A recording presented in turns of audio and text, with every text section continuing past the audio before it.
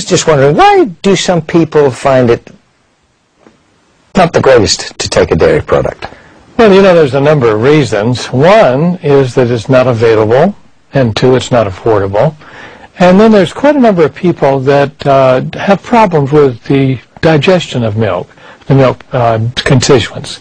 And so, you know, there's a couple of reasons. A few are allergic to the protein, the whey, and the protein in the milk. Now, an allergy is a reaction between the immunoglobulins or the immune system, so you get an antibody-antigen reaction and the release of histamines. But there's a lot of people that are intolerant of milk for different reasons. And they're intolerant to the sugar, or the lactose in the milk. And so there's quite a large percentage of people around the world that have either one of these two conditions.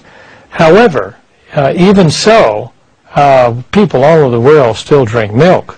It's just, I'm like myself, when I eat beans, I've got a problem, you know, with the beans, the musical fruit. Yeah, I've got a problem with that, and that's a reaction. I'm not digesting certain hemicelluloses in the beans, but I still eat them because they're still good food, and that happens around the world. Most people are still using dairy products. In fact, it's been shown that people who stop using dairy products will have more trouble trying to return back to it because they've lost the lactase.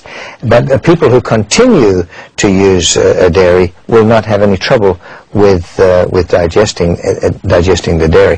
What are some of the benefits that you see in dairy? I mean, if we're going to talk about using a food, we better be able to know that it has certain benefits. What benefits do you see in this? Well, first of all, they are, in many countries around the world, they are one of the major food groups. And so when any food is a major food group, it means they provide certain nutrients that are really essential. Yeah, and that's what I'm asking you. What are those nutrients? And those nutrients are, first of all, for a vegetarian especially, would be vitamin B12. And vitamin B12 is an essential vitamin. And that is found in milk, in all types of milk, skim milk, whole milk, buttermilk, yogurt. Well, can't you find it in cabbage, or couldn't you get it perhaps in your spinach? Or? No, it is not in any plant product. It is only in animal products. Is that a fact, or is that It is a fact. Originally, a few years ago, they found it, and they thought they found it in spinach or some of the plant products, but it was an analog or a false B12. And if it's found in milk, it's found in a vegetable, or if it's found in a fruit, it is a contaminant of E. coli or something like that, which is going to make you sick. Material. It is not a part of a plant food. Oh. So you have to have it and get it in eggs, and that, by the way, it's only in egg yolks. It's not in the egg white. So how is it that total vegetarians who take no milk and no eggs, how can they get by with it? Where do they get their B12? They cannot unless they have a supplement, which is they've got what we call a vegetarian supplement. That means the B12 bacteria grow B12 on a yeast foundation, a yeast food, and so they manufacture that, and they can fortify their foods or fortify it or put in the capsule in a supplement to B12. And that is the only way. If you don't have those available, or if you can't afford the supplement, B12 supplements, you cannot be a total vegetarian unless you're going to be eating contaminated food. And that's probably an important reason in developing parts of the world where the supplementation or fortification in the food is not available. So it's not a choice. But isn't milk like a dangerous food for food poisoning and things like that? Well, no. But there's just a few other nutrients that are also important and easy to get. Okay, I want to talk about those. And we can do those later if you want to. But, you know, there's a lot of bad press out there against milk. And it comes from many, many years ago, before the pasteurization of milk. And milk has been stigmatized over the years as being, you know, full of bacteria and causing all kinds of diseases. But actually, that is not true. You know. Yeah. So you think that the benefits outweigh any disadvantages of milk? That's what you're telling me. By far. milk is an easy food. It's a fast food.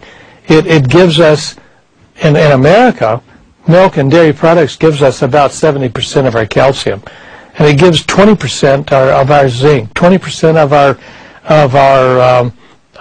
riboflavin, or even more, 20% of our other vitamins and minerals. So it's really a fifth. Just 2 or 3 glasses of milk, it gives us a large percentage of our nutrients. And so if we're going to choose the vegetarian, the total vegetarian route, we've got to replace those high percentages with some other foods. And that's not always very easy. Now, I hear a lot of discussion about the protein content of the food. We know that if you take a high-protein diet, that it produces more acid, more hydrogen ions, that the kidney has to excrete those. And it's been stated that the higher hydrogen ions cause an acid situation that requires balancing and buffering. And to buffer it, the calcium is drawn from the bones. What do you say to that? Look, we don't usually eat or drink one food. When scientists study these kinds of reactions, they're looking at only one food. But when we put milk or any other food with a whole meal, we've got, like for breakfast, we've got cereals, we've got fruits, we've got dried fruits, we may have other foods with this meal, and so therefore you take the total protein content, you take the total carbohydrate content of the meal, and that's what the stomach is dealing with, digestive system is dealing with, not with one food. So really that's basically a academic question. Well, Colin Campbell, who is well known in many circles, particularly by those who would be against dairy product, he did studies in rats, and he was showing that casein, the protein casein, which is what he was using, when accompanied by a cancer-inducing toxin called aflatoxin, it seemed that the more casein he gave, then it enhanced the effect of the aflatoxin. I found that a very interesting study story because I looked at the quantities of casein he was giving, and I found that the ones that were taking a lot of his rats that were taking a lot, was it like eating about 1.5 gallons or drinking 1.5 gallons of milk a day, and the ones of his controls was like drinking about 3 glasses of milk. I'd like to come back and talk about quantities of milk that we're doing. Stay tuned, because this is we're going to come back to this quantities of milk.